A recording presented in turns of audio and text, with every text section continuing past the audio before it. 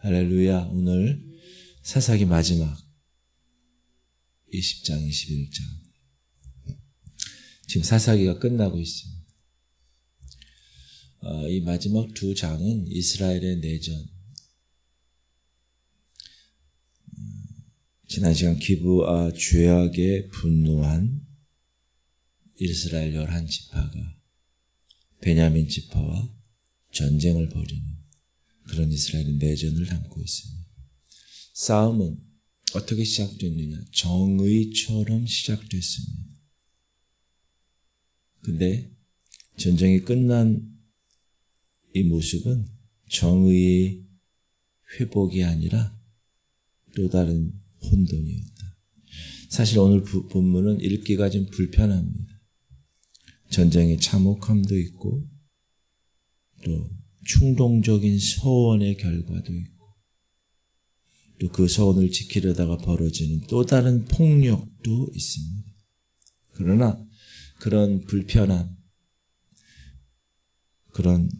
속에 오늘 말씀의 핵심이 있는데 그것은 우리가 옳은 명분으로 일을 시작했어도 하나님을 진정으로 경외하지 않으면 또 다른 죄악을 낳게 된다라는 말씀입니다.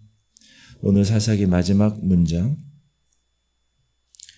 그때 이스라엘의 왕이 없으므로 사람이 각각 자기 소견대로 옳은 대로 행하였더라. 이 문장이 사사기 전체의 핵심이고 사사기의 묘비명이기도 합니다. 우리가 오늘 이 새벽에 이 말씀 앞에 서는 이유도 이스라엘의 실패를 아이고 저렇게 무지해 하면서 정죄하기 위함이 아니라 그 실패를 우리 안에서 발견하고 우리는 왕이 없어서 소견대로 사는 삶이 아니라 참 왕이신 하나님께 돌아와야 되겠다라는 마음을 하나님께서 오늘 이 새벽에 여러분 각자에게 주시기를 소망합니다. 20장 처음에는 19장의 그 끔찍한 사건, 레위인이 첩의 시체를 12토막을 내어서 각 12지파에게 보낸 그 충격적인 고발 앞에서 이스라엘 전체가 반응하는 모습이에요. 단에서 브엘세바까지, 우리나라 얘기하면 할라에서 백두까지 이스라엘 전체가 다 미스바에 모입니다. 분노하면서 칼을 뺀 보병이 무려 40만 명. 여러분, 지금도 40만 명은 엄청 많은 숫자인데 군인이.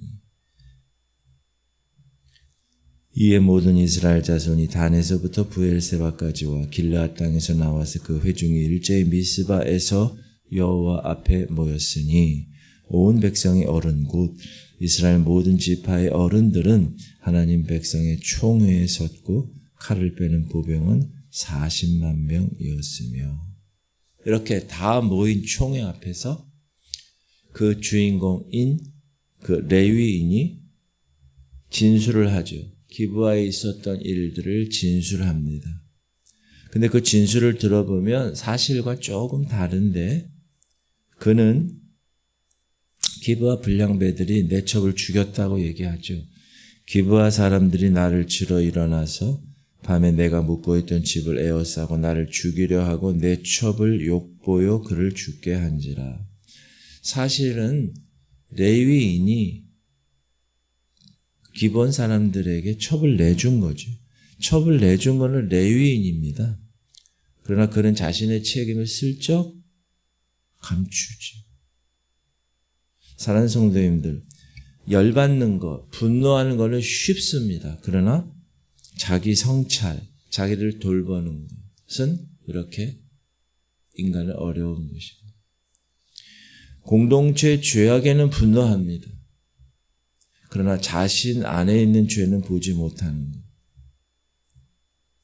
이것은 오늘 비단 이 레위인의 문제만이 아니라 우리도 타인의 티끌만한 잘못은 얼마나 민감합니까?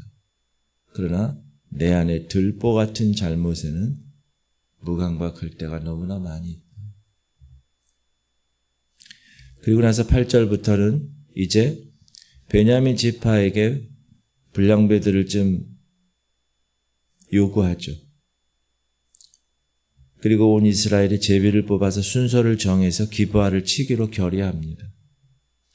우리가 이제 기브아 사람에게 이렇게 행하리니 그 제비를 뽑아서 그들을 치되 우리가 이스라엘 모든 지파 중에서 100명에 10명, 1000명에 100명, 10,000명에 1000명을 뽑아 그 백성을 위하여 양식을 준비하고 그들에게 베냐민의 기브아에 가서 그 무리가 이스라엘 중에서 망령된 일을 행한 대로 징계하게 하리라 하니라. 그래서 베냐민 지파 사람을 보내서 기브아 사람 불량배들을 내어달라고 요청하죠. 13절 그런즉 이제 기브아 사람들 곧 그 불량배들을 우리에게 넘겨주어서 우리가 그들을 죽여 이스라엘 중에서 악을 제거하여 버리게 하라 하나 베냐민 자손이 그들의 형제 이스라엘 자손의 말을 듣지 아니하고 여기서 문제는 베냐민 자손들이 그 불량배들을 보내지 않았다는 요구를 거절했다는 오히려 기브아 편에 서서 이스라엘과 싸우겠다는 14절 도리어 성읍들로부터 기브아에 모이고 나가서 이스라엘 자손과 싸우고자 하니라. 어처구니 없는 선택이죠. 명백한 죄를 저지른 사람들을 감싸요. 그리고 그것을 지적하는 형제들에게는 오히려 칼을 드는. 여러분, 공동체가 죄를 감싸기 시작하면 그 죄와 함께 그 공동체는 심판을 받습니다. 우리 교회 공동체도 마찬가지죠. 문제가 있으면 그 문제를 다 드러내서 고름을 다 빼서 수술을 해야 됩니다. 그걸 그냥 감싸면 썩습니다. 그 안에서. 그러면 그 공동체 전체가 무너지는 거죠. 오늘 베냐민 지파의 선택은 단순한 자기 베냐민 지파의 의리를 지키기 위한 것, 그것을 넘어서 죄를 정당화한 집단의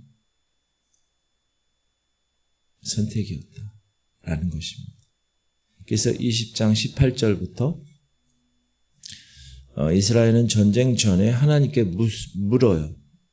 18절 이스라엘 자손이 일어나 베델에 올라가서 하나님께 여쭈어 이르되 우리 중에 누가 먼저 올라가서 베냐민 자손과 싸우리까 하니 여호와께서 말씀하시되 유다가 먼저 갈지니라. 유다 지파가 먼저 가라는 거예요. 이건 하나님의 응답이잖아요. 근데 결과가 패배입니다. 22,000명이 죽어요. 베냐민 자손이 기브아에서 나와서 당일에 이스라엘 사람 22,000명을 땅에 엎드렸으나 그러니까 이스라엘이 다시 울고 다시 하나님께 물어요. 23절 이스라엘 자손이 올라가 여호와 앞에서 저물도록 울며 여호와께 여쭈어 이르되 내가 다시 나아가서 내 형제 베냐민 자손과 싸우리까 하니 여호와께서 말씀하시되 올라가서 치라 하시니라. 분명히 묻고 하나님이 응답하셨어요. 올라가라. 그러나 또 패배합니다. 18,000명이 죽습니다. 25절 베냐민도 그 이튿날에 기브아에서 그들을 치러 나와서 다시 이스라엘 자손 18,000명을 땅에 엎드렸으니 다 칼을 빼는 자였더라. 자, 그러면 우리가 좀 당혹스러운 그런 질문을 하게 됩니다. 하나님이 분명 올라가라고 하셨는데 2번씩이나 왜 그들은 졌는가? 근데 성경 전체에서 보면 이런 패턴이 반복됩니다. 하나님은 때로 하나님의 백성이 깨닫게 하시기 위해서 먼저 고난을 통과하게 하신다는 거예요. 하나님의 뜻 안에도 과정이 있다는 거예요. 그 과정 안에서 이스라엘은 자신의 죄를 더 깊이 돌아보아야 함을 하나님이 요구하시는 거예요. 2번의 패배 후에 이스라엘은 그래서 비로소 베델에 올라갑니다. 그리고 하나님 앞에 앉아 금식하며 제사를 드리죠. 예배를 드리죠. 번제와 화목제를 드리죠. 26절 이에 온 이스라엘 자손 모든 백성이 올라가 베델에 이르러 울며 거기서 여호와 앞에 앉아서 그날이 저물도록 금식하고 번제와 화목제를 여호와 앞에 드리고. 처음 두 번은 하나님께 묻기만 했어요. 그러나 이번에는 금식하고 제사 예배하고 주님께 나아갔어요. 회개하고 헌신하고. 그러니까 하나님이 이번에는 내일은 내가 그를 네 손에 넘겨주리라. 28절 아론의 손자인 엘르아살의 아들 비느하스가 그 앞에 모시고 섰더라. 이스라엘 자손들이 여쭈기를 우리가 다시 나아가 내 형제 베냐민 자손과 싸우리까 말리까 하니 여호와께서 이르시되 올라가라. 내일은 내가 그를 네 손에 넘겨주리라 하시는지라. 두 번째 실패하고 나서 백성들의 하나님 앞에 나아가는 깊이가 달라진 거예요. 형식적으로 나가지 않았어요. 이제 진정한 회개로 하나님께 나아가. 응답의 차이죠. 우리가 기도합니다. 기도할 때 하나님께 답을 요구하면서 기도하는 경우가 있고 하나님 앞에 그 문제에 대해서 다 내려놓는 기도를 하는 경우가 있어요. 하나님은 하나님이 하시기를 원하세요. 다 내려놓는 기도. 그래서 세 번째 전쟁에서 이스라엘은 복병 전술을 사용하죠. 기브아 성읍을 유인하고 복병을 치는 방식으로. 베냐민 지파가 세 번째에서는 대패합니다. 베냐민 자손 2만 5천 명이 죽고 각 성읍도 불살라지죠. 46절 이날에 베냐민 사람으로서 칼을 빼는 자가 엎드려지는 것이 모두 2만 5천 명이니 다 용사였더라. 48절 이스라엘 사람이 베냐민 자손에게로 돌아와서 온 성읍과 가축과 만나는 자를 다 칼날로 치고 닥치는 성읍은 모두 다 불살랐더라. 그래서 베냐민 지파가 작은 지파인데 베냐민 지파에서 살아남은 자 600명밖에 없었다. 그 사람도 광야 림몬으로 도망하고 있었다. 47절 베냐민 사람 600명이 돌이켜 광야로 도망하여 림몬 바위에 이르러 거기에서 넉 달 동안을 지내요. 자, 이스라엘의 정의는 실현됐어요. 물론 기브아의 죄악은 심판받았어요. 그러나 전쟁이 끝난 이 자리에서 또 다른 문제가 이스라엘 앞에 나타나게 됩니다. 자, 21장에 보면 이제 이들이 미스바에 모였을 때 한 가지 소원을 하죠. 1절 이스라엘 사람들이 미스바에서 맹세하여 이르기를 우리 중에 누구든지 딸을 베냐민 사람에게 아내로 주지 아니하리라 하였더라. 이건 분노 때문에 하나님 앞에 맹세한 거예요. 근데 전쟁이 끝났어요. 이제 이스라엘은 베델에 올라가서 하나님 앞에 앉아서 큰 소리로 웁니다. 2절 백성이 베델에 이르러 거기서 저녁까지 하나님 앞에 앉아서 큰 소리로 울며. 왜 울었을까요? 자기의 형제인 베냐민 지파가 거의 전멸되었기 때문에 600명만 남은 거예요. 그래서 그들은 이렇게 부르짖습니다. 3절 이르되 이스라엘 하나님 여호와여 어찌하여 이스라엘에 이런 일이 생겨서 오늘 이스라엘 중에 한 지파가 없어지게 하시나이까 하더니 여러분 이거는 사실 잘못된 거예요. 무슨 말이냐? 베냐민 지파가 거의 전멸된 것은 다른 11지파가 열받아서 전쟁을 했기 때문에 그런 거잖아요. 근데 자기들이 치른 전쟁의 결과를 두고 하나님께 왜 이렇게 됐습니까? 하고 지금 질문하는 거예요. 이거는 책임을 회피하는 좀 이상한.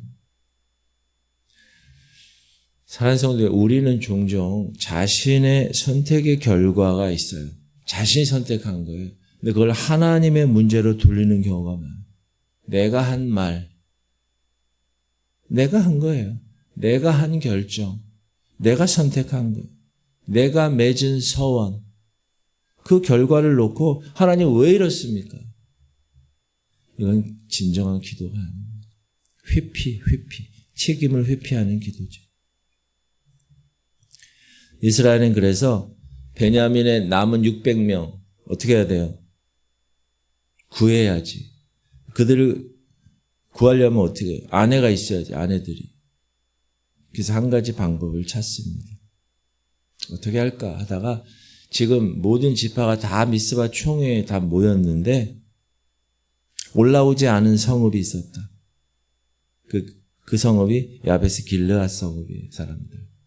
8절 또 이르되 이스라엘 지파 중 미스바에 올라와서 여호와께 이르지 아니한 자가 누구냐 하고 본즉 야베스 길르앗에서는 한 사람도 진영에 이르러 총회에 참여하지 아니하였으니 백성을 계수할 때 야베스 길르앗 주민이 하나도 거기 없음을 보았습니다. 그래서 이스라엘 모든 총회에서 야베스 길르앗을 쳐서 처녀 400명을 데려와 베냐민 사람들에게 주지요. 12절 그들이 야베스 길르앗 주민 중에서 젊은 처녀 400명을 얻었으니 이는 아직 남자와 동침한 일이 없어 남자를 알지 못하는 자라. 그들을 실로 진영으로 데려오니 이곳은 가나안 땅이더라. 13절 온 회중이 림몬 바위에 있는 베냐민 자손에게 사람을 보내어 평화를 공포하게 하였더니 그때 베냐민이 돌아온지라. 이 이스라엘 사람이 야베스 길르앗 여자들 중에서 살려둔 여자들을 그들에게 주었으나 아직도 부족합니다. 600명인데 400명 데리고 왔으니까 몇 명이 부족해요? 200명이 부족하는 거예요. 그러니까 그것 때문에 또 반복이 되는 거예요. 폭력이. 자, 지금 기브와 죄악을 심판하기 위해서 전쟁이 일어났는데 죽이고 베냐민 지파를 죽이다 보니까 여인들을 강제로 취하기 위한 또 다른 폭력을 낳게 되는 거예요. 시작은 정의를 위해서 시작했는데 또 다른 불의로 이어지는 이런 모습. 이거 왜 그러냐 하면 하나님 없이 인간의 의분으로만 공동체가 움직였기 때문에 그렇습니다. 인간의 정의감은 있죠, 물론. 그래서 선한 동기로 출발합니다. 그러나 그것이 쉽게 또 다른 죄를 낳을 수 있어요. 지금 정치하는 것도 보세요. 다 자기 딴에는 다 의로운 거예요. 근데 보면 그 남은 자리를 보면 그렇지 않다. 선한 의도가 악한 결과를 만들어냈어요. 왜요? 하나님 말씀이 이끌지 않았기 때문에. 그러니까 처녀 400명으로 부족하니까 200명이 또 다른 방법을 이스라엘 장로들이 찾는데 이 실로라는 곳에서 매년 여호와의 절기, 지금으로 얘기하면 이게 하나님 성전이 없을 때잖아요. 그러니까 하나님의 성전이 없을 때 이들은 실로에서 절기를 지키고 성전의 역할을 감당한 곳인데 절기 열릴 때 포도원에서 춤추는 딸들을 베냐민 사람들이 야 너희들이 각자 붙들어가지고 아내로 삼어. 20절 베냐민 자손에게 명령하여 이르되 가서 포도원에 숨어 보다가 실로의 여자들이 춤을 추러 나오거든 너희는 포도원에 나와서 실로의 딸들 중에서 각각 하나를 붙들어가지고 자기의 아내로 삼아 베냐민 땅으로 돌아가라. 그리고 만약 그 여인들의 아버지, 그 여인들의 오라버니가 만약에 항의하면 이렇게 얘기해. 만일 그의 아버지나 형제가 와서 우리에게 시비하면 우리가 그에게 말하기를 청하건대 너희는 우리에게 은혜를 베풀어 그들을 우리에게 줄지니라. 이는 우리가 전쟁할 때 각 사람을 위하여 그의 아내를 얻어주지 못하였고 너희가 자의로 그들에게 준 것이 아니니 너희에게 죄가 없을 것임이라 하겠노라 하매. 이거는 궤변이죠. 사실 딸을 준 것이 아니라 딸을 빼앗긴 것이니까 서원을 어긴 것이 아니에요. 처음에 서원은 베냐민 자손에게는 여자 딸들 안 주겠다고 서원을 했었는데 지금은 뭐죠? 궤변하는 거예요. 야, 우리가 준 게 아니라 빼앗긴 거잖아. 형식적으로는 서원을 지켰지만 그 속에서 또 다른 여인들이 희생되고 있는 이런 모습. 여러분 잘못된 서원이 있잖아요. 그럼 그걸 지키려고 애쓰지 마시고 회개하고 돌이키시는 게 더 지혜로운. 베냐민 자손은 돌아가서 각기 그들의 성읍을 건축하고 거기에 거주하죠. 23절 베냐민 자손이 그같이 행하여 춤추는 여자들 중에서 자기들의 숫자대로 붙들어 아내로 삼아 자기 기업에 들어가서 성읍들을 건축하고 거기에 거주하였다. 외형적으로 보면 회복된 것 같아요. 그러나 그 회복의 과정에서 얼마나 많은 상처와 얼마나 많은 폭력이 있었나. 그리고 사사기 마지막 문장 21장 25절 시작. 그때 이스라엘에 왕이 없으므로 사람이 각기 자기의 소견에 옳은 대로 행하였더라. 이 문장이 사사기를 닫습니다. 여러분 이거는 여기만 나온 게 아니라 17장 6절에 처음 등장하고 18장 1절, 19장 1절을 지나 오늘 마지막 21장 25절에 또 이 말씀이 등장합니다. 사사기는 이 한 문장의 반복으로 자신의 결론을 대신하죠. 왕이 없다.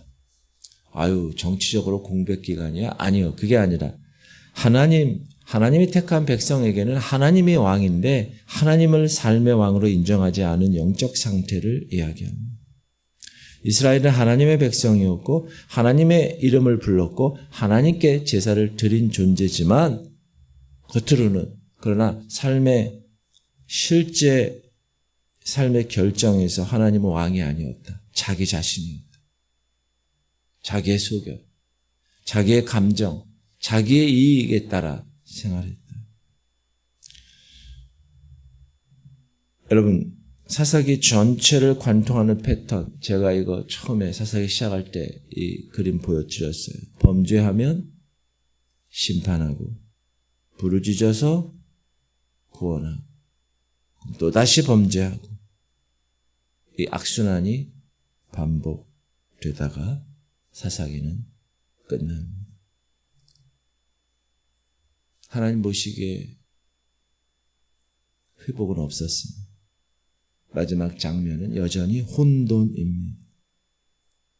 그러나 혼돈에서 끝나지 않고 우린 다 알죠. 지금 사사기 다음에 룻기가 있고 나오미와 이방 여인 룻, 보아스 그리고 사무엘서가 있고 다윗이 있죠.